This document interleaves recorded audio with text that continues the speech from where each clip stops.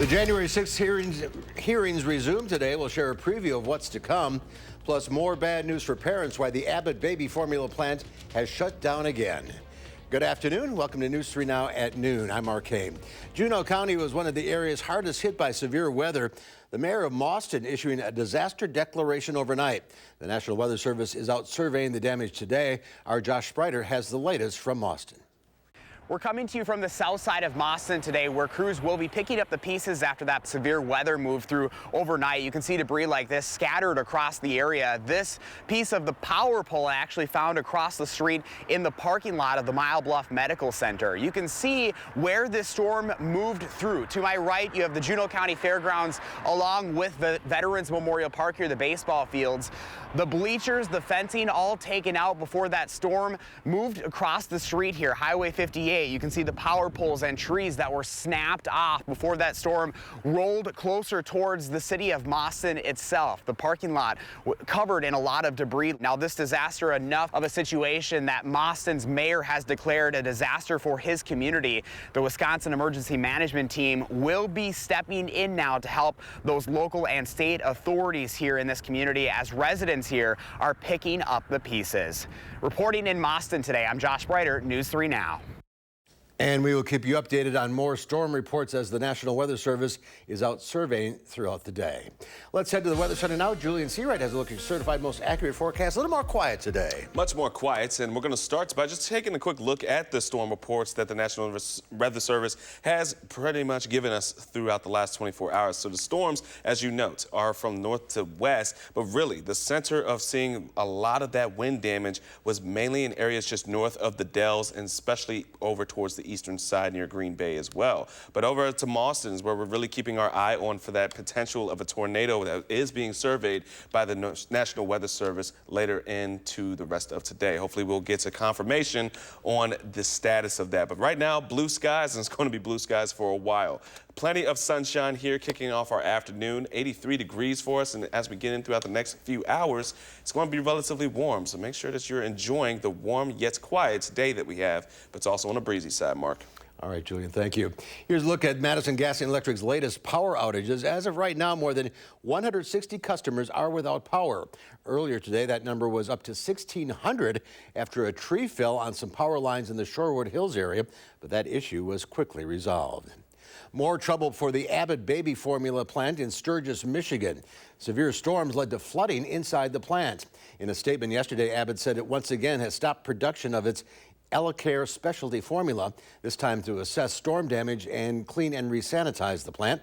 Formula production there restarted less than 2 weeks ago after a months-long closure that helped drive a nationwide formula shortage. We're hoping to learn more new information today about an incident at Marcus Point Cinema. Madison police spent hours at the theater last night surrounding the entire building at one point. Our crew saw at least 12 squads, an ambulance, and a fire truck. Officers did not immediately have details about the incident, but did say they responded to a nearby rollover crash on the Beltline at Mineral Point Road involving a stolen car. They say 5 people inside that car ran into a nearby business. All were taken into custody. We now join a CBS News special report on the January 6th hearing. If you'd like to continue to watch News 3 Now at noon, head to channel3000.com. We'll be streaming the rest of the program there. For now, have a good afternoon.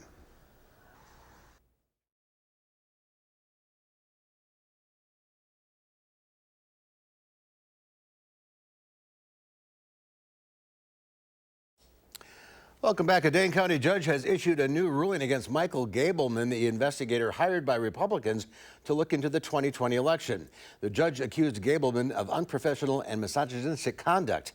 Judge Frank Remington ordered Gableman to be fined $2,000 a day until he complies with his earlier ruling.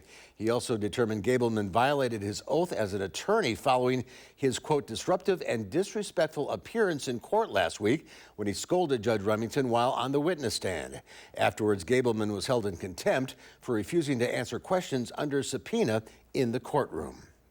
The House Select Committee investigating the January 6th attacks on the U.S. Capitol is holding its third hearing this afternoon. This one focuses on President Trump's efforts to pressure his own vice president into keeping him in power. Skylar Henry has the details. The House Select Committee says former President Trump pushed former Vice President Mike Pence to block certification of the electoral results on January 6th. And instead install fake electors that had been sent by Trump forces around the country. Committee members say President Trump listened to attorney John Eastman, who insisted Pence had the power to block the certification. As a federal judge has indicated, this likely violated 2 federal criminal statutes. President Trump had no factual basis for what he was doing, and he had been told it was illegal. CBS News has confirmed the Washington Post reporting that Eastman emailed with conservative activist Ginny Thomas, the wife of Supreme Court Justice Clarence Thomas. Mrs. Thomas also exchanged multiple text messages with Trump Chief of Staff Mark Meadows about overturning the election results. Vice President Pence listened to his own lawyers who assured him he had no power to keep President Trump in office. But many rioters were furious with the former vice president that day. Some even chanted, "Hang Mike Pence," as they stormed through the Capitol. The Select Committee released this video Wednesday, showing Georgia Congressman Barry Loudermilk leading a private tour of the Capitol on January 5th. One man was seen taking pictures of hallways, staircases, and security checkpoints. Can you explain who you were giving a tour to that day? Well, it was a family and some guests of folks that they brought from Georgia. The committee says the man taking the photos was the man heard here the next day. For Pelosi, Nadler, Schumer, even you, AOC, we're coming to take you out. Congressman Loudermilk says he condemns advocating violence. Skyler Henry, CBS News, Capitol Hill. And Loudermilk says he does not know the man in the video. The Capitol Police have investigated Mr. Loudermilk's tour and released a letter saying on Monday saying Mr. Loudermilk's tour appeared to be innocuous. Loudermilk says he has received threats since the committee released the video. Ford is recalling 2.9 million cars and SUVs that could roll away even when they're in park. Affected vehicles include the 2013 to 2019 Escape, the 2013 to 2018 C-Max, the 2013 to 2016 Fusion, and the 2013 to 2021 Transit Connect. The transmission on the vehicles may not really be in the park position, even though the shifter position indicates that. So far, there have been 6 reports of property damage and 4 reports of injuries related to the problem.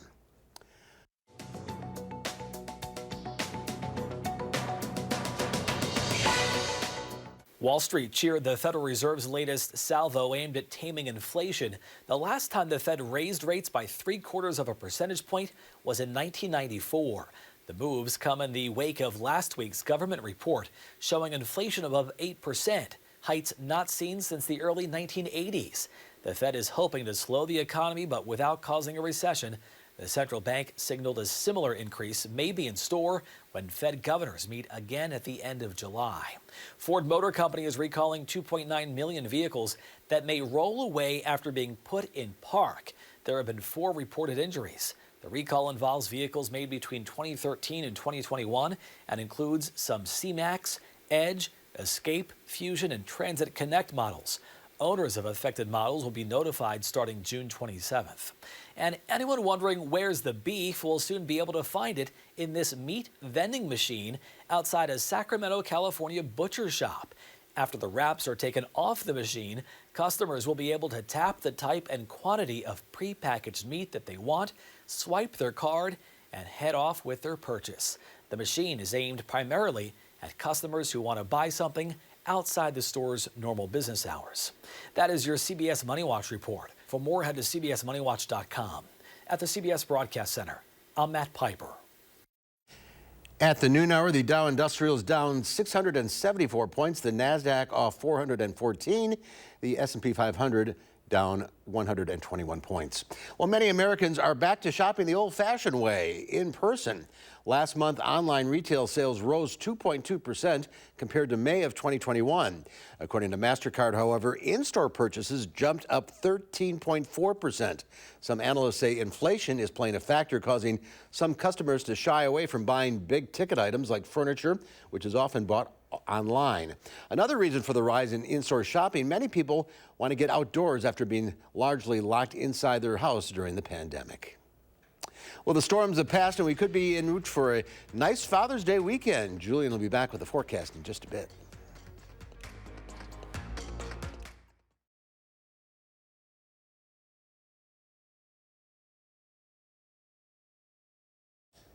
Pam Yankee from the Midwest Farm Reports will be back tomorrow, so here are your farm numbers.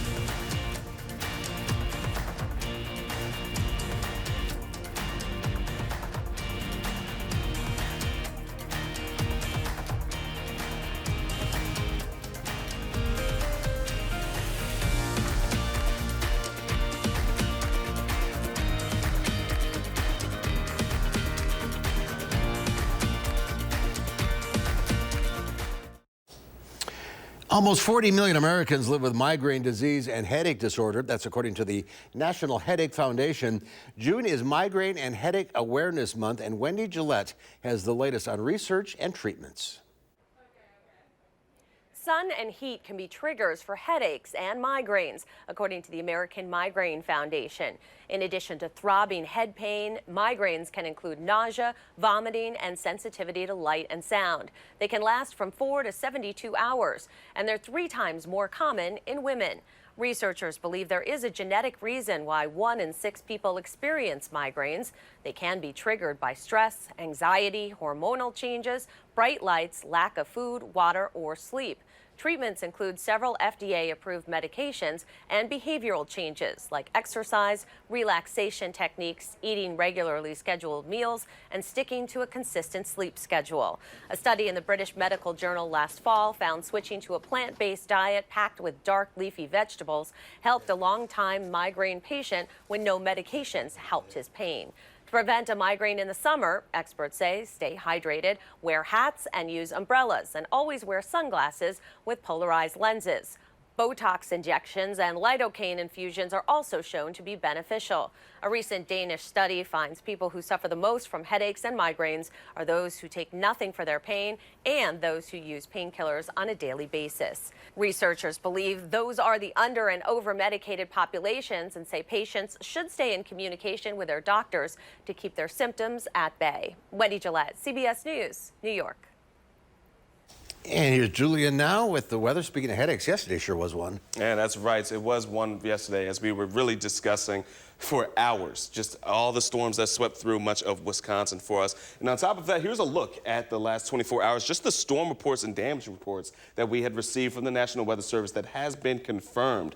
Now, we are still waiting for confirmation for some areas that were experienced or at least looked like they experienced a tornado yesterday, but we're still, once again, waiting for that confirmation and look to get that confirmation by the time we get into the later part of today. But here's what we're going to be looking at for the rest of our evening. Temperatures will be relatively warm, but we'll see a nice cool down as we get into tonight. Going into about the 70s, not going to be overly cool, but still relatively pleasant as we roll into the rest of tonight. Now, we're going to be seeing quiet conditions for quite a while. Now, as you can see from our surface map, this is what we're going to be seeing for us throughout the rest of the next few days, honestly. The high pressure system that's over into the Great Plains is going to really settle into the upper Midwest and really just bring in dry conditions for us throughout the next few days. So dry that we might not even see a couple of clouds as we get in throughout the rest of today, tomorrow, and especially for the weekend. Enjoy the quiet weather while we have it, especially as we get into our Friday. So we're really going to be experiencing our temperatures to really start to top out into the upper 70s and even closer to around 80 degrees for us. And as we take a look at what we're going to be expecting for our holiday weekend, we have Juneteenth and we have Father's Day for Sunday. But for Saturday, that's going to be looking to be the best day we've had in quite a while. Plenty of sunshine, 75 degrees, light and variable winds. It's going to be very pleasant for us around this time of year, even though it is kind of close to seasonable since we've been dealing with 90-degree weather and humidity, which pushed our heat indices to the triple digits. Well, it's going to feel pretty nice for us as we get into our Saturday. Sunday, a bit of a different picture, but still relatively nice for us. 84 degrees for us for the holiday, as we're going to be seeing plenty of sunshine once again.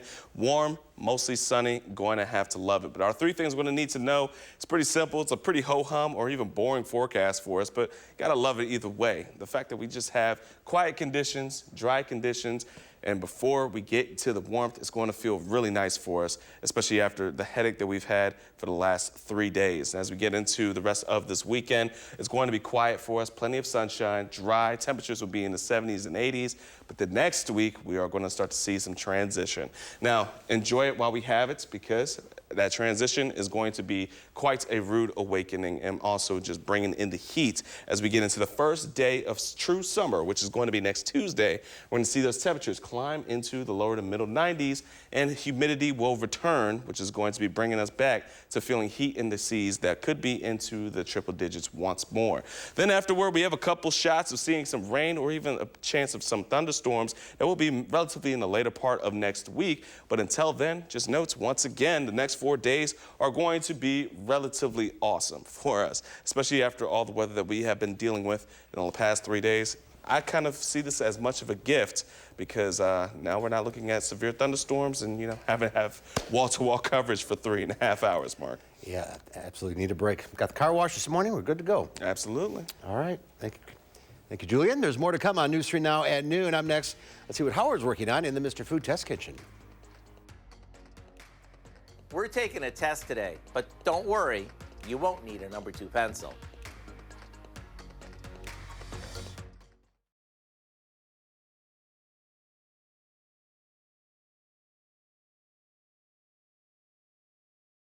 If you don't mind, I want to try something. I'm going to hold up 2 colors, and I want you to shout out whatever flavor they remind you of. Red and white. If you guess peppermint, that's what I was thinking too. Okay, how about yellow and green? If lemon lime came to mind, you're 2 for 2. Okay, just one more. How about orange and cream? If all of a sudden you're craving a creamsicle, then you've passed the test with flying colors. And since creamsicles are one of my favorites, let me show you how to make a cool and creamy layered pudding that uses those 2 colors, or shall I say flavors. For the orange flavor, we dissolve orange gelatin in boiling water. Then we stir in some cold water. After that cools slightly, we'll beat in a package of vanilla pudding. And to make it extra creamy, after it cools, we'll fold in some homemade vanilla whipped cream. Look what we get when we alternate our orange pudding with some of the vanilla cream. A dessert that stimulates your taste buds just by looking at it. To get the recipe for our dreamy, creamy pudding, all you have to do is hop online. I'm Howard with Kelly in the Mr. Food Test Kitchen. Thanks for taking our tasty color test. And the next time you think of these 2 colors together, the first words out of your mouth might just be, ooh, it's so good. It is time to introduce you to our pet of the week. Marigold is a 3-year-old pup who loves playing, snuggles, and all the attention. For Marigold, cats and small critters look like toys to her. So because of this and her need to have all the attention, she's looking for a home that doesn't have any other animals, and a family who will continue with positive reinforcement training so she can be the best mannered pup in the neighborhood. She's got a great face. Well, June is Adopt a Shelter Cat Month, and Dane County Humane Society is celebrating with reduced adoption fees for cats today through next Tuesday. Adoption fees have been reduced to $10 for adult and senior cats, $30 for young adult cats, and $75 for kittens. Looking at a feline friend of your family? We'll learn more about the event and view the kitties available for adoption at giveshelter.org. And our pet from last week, Marge, has been adopted. Good for her. If you're interested in adopting Marigold or checking out all the other animals at the Dane County Humane Society, go to giveshelter.org. And here's Julia now, one final check of the forecast. Well, we're going to plan out things for our day, as we're going to see plenty of blue sky, but we are going to also have a southwesterly flow, which will keep things relatively warm for us throughout the rest of our afternoon, especially into the later parts of our evening. Temperatures will bottom out into the lower 60s, but by the time we're heading out the door tomorrow, still going to be relatively mild around southern Wisconsin. But again, the good news is it's not going to be nearly as warm as it was for the last few days. Now, as we go into the rest of our Friday afternoon, we're going to have that northwesterly flow shift in a bit more cooler temperatures for us. So we're going to top out into the upper 70s, even near 80 degrees for us by the time we're into our Friday afternoon. And Friday night's going to be shaping up to be quite the cool one. And we're not going to be expecting much in terms of precipitation over the next 6 to 10 days. It's actually going to be very dry for us. We have a couple of shots to see some rain, potentially even some thunderstorms, but that is so far out as of right now. Could be a hit or miss as we continue to forecast that. But for what we're seeing for temperatures, well, we are going to be on the heat end as we go into next week, looking for temperatures rising into the lower 90s and middle 90s once again. And with us starting to see a bit more humidity next week, yes, we can see another heat indices pushing into the triple digits once more. This weekend will be gorgeous, however. Saturday is going to be around 75 degrees, plenty of sunshine once again. And Sunday will be on to the nicer side with 84 degrees, but still with some warmer temperatures rolling in. Thank you all for joining us, and we'll see you at 4.